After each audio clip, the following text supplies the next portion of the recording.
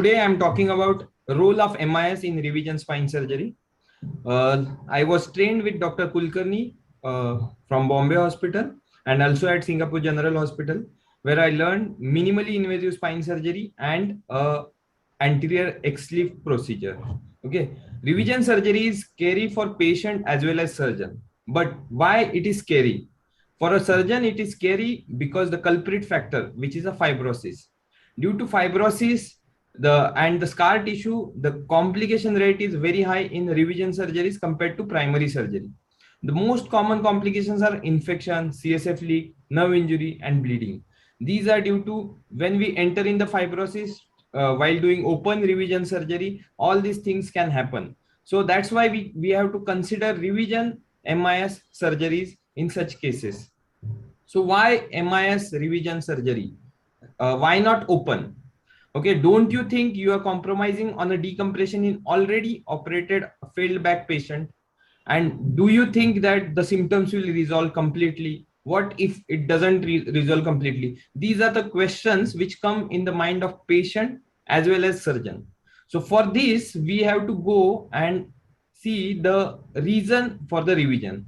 So generally in case of a operated spine case, the revision surgery is needed in these indications. First is instability.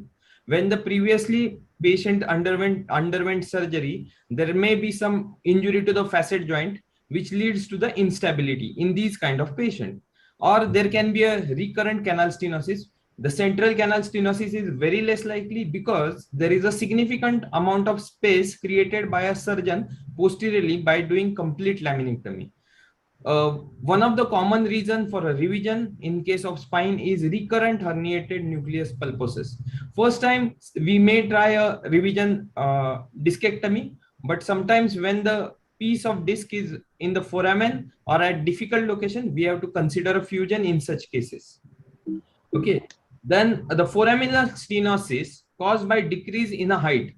So over a period of time, the operated disc gets degenerated, more and more degenerated, and the foramens get narrowed. In that situation, we have to consider a revision spine surgery.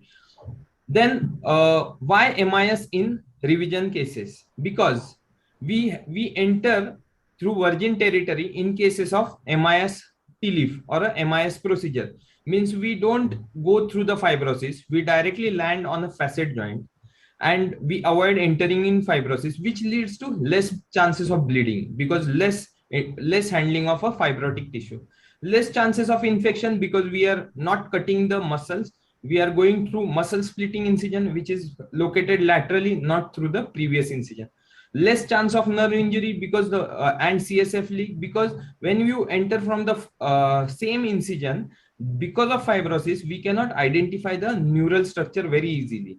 Okay, so we tend to go to lateral side, we tend to go to normal bone, and then from there we go to the center. That means again we are damaging more soft tissue in case of a open surgery.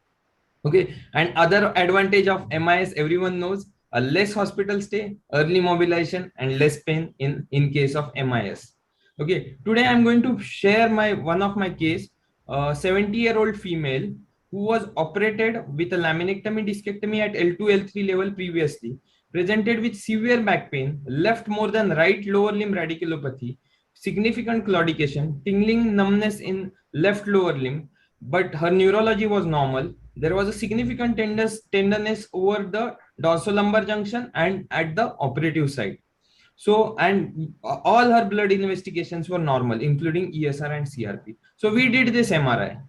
So first thing we looked at was the D12 fracture, which is easily visible. There is an osteoporotic fracture at D12 level. And you can see in the left side of the foramen, there is a this herniated fragment of disc which is compressing on the nerve. Then and along with that there is a foraminal stenosis at L2 L3 level which was previously operated. So this is her axial cuts where you can see at this L2-3, you can see over here the piece of disc was pressing on the left sided L3 traversing nerve root. Okay, and this is a scar tissue which was posteriorly. So you can appreciate scar tissue very well in this region where their previous surgery was done. So this was that patient's CT scan, which was showing that a significant amount of laminectomy defect on the posterior aspect of the back. Okay, so and this is her axial images where you can see the laminectomy defect. You can see the facet joint arthritis, arthropathy, and the laminectomy means luckily the facet joints were not significantly resected, but because of the foraminal narrowing, we planned to do a MIS TLIF in this case. Okay, so this is what we did in that patient. Sometimes means I use tubular dilators also, but in case of revision surgery, we tend to prefer a macular retractor because it allows bit wider separation, wider distraction.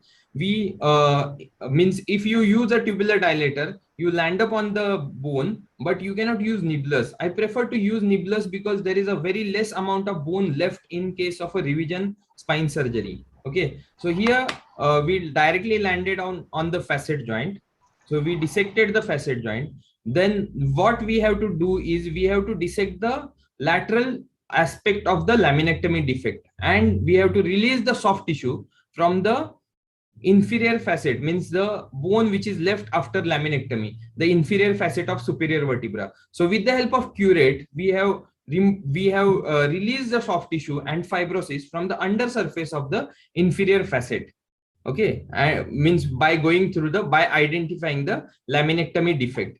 Then in this case we use a osteotome. We don't use osteotome like means first surgery. We use a osteotome between the superior facet and inferior facet in order to get some amount of bone for the fusion, which we can use for the fusion.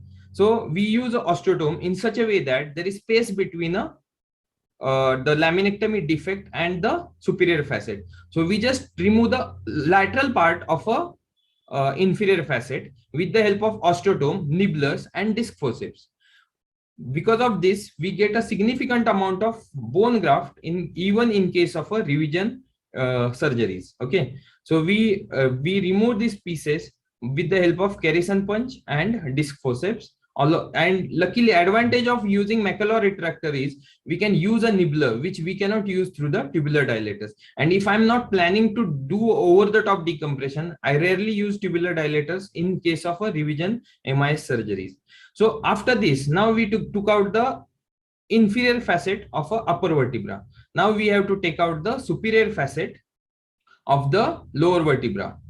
By doing means for that we have to identify inferior means medial aspect of the superior facet, and we have to release the soft tissue and fibrosis from the undersurface of the superior facet of the lower vertebra.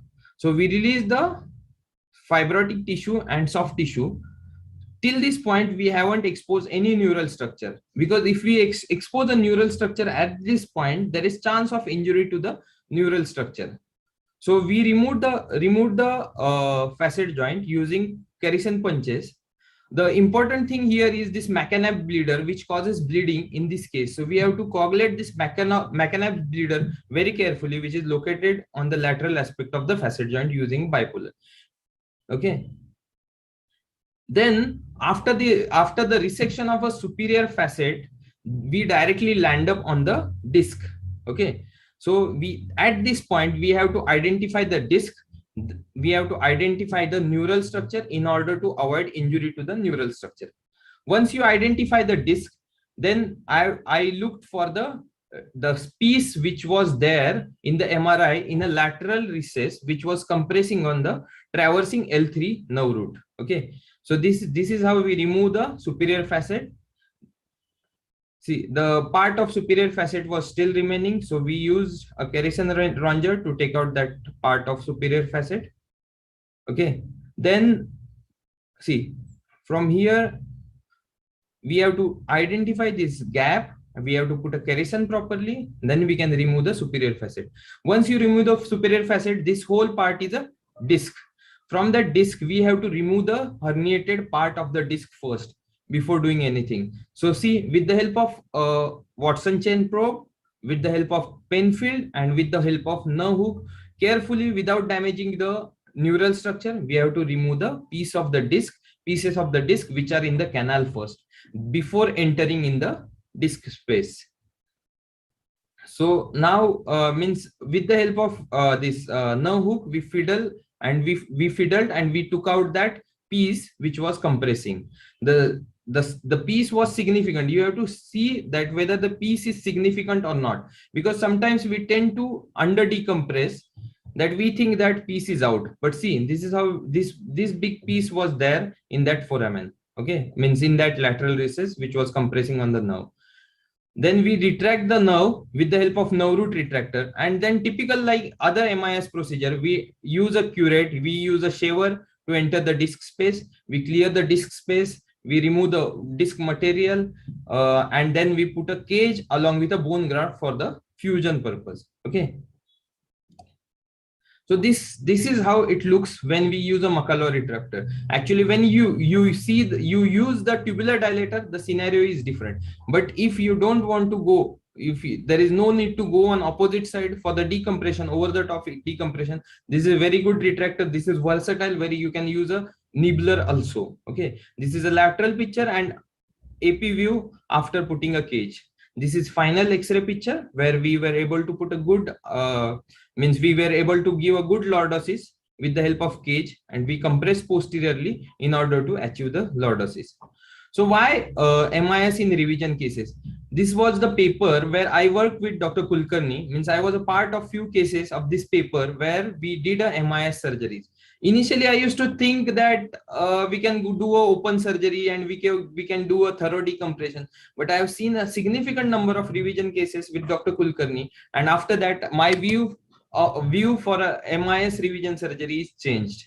Okay, the another paper was published in 2020 by Mansi et al., which has shown that significant amount of significant betterment with a revision surgeries if you use a MIS technique. Okay, so these are the two papers which are recently published in order to prove that MIS in revision surgery is really helpful. So take home message: MIS is very effective, safe and viable option for revision spine surgery. Other things are same, like there is less complication with MIS, early mobilization, less hospital stay in a patient where we do a MIS surgeries. Okay, thank you.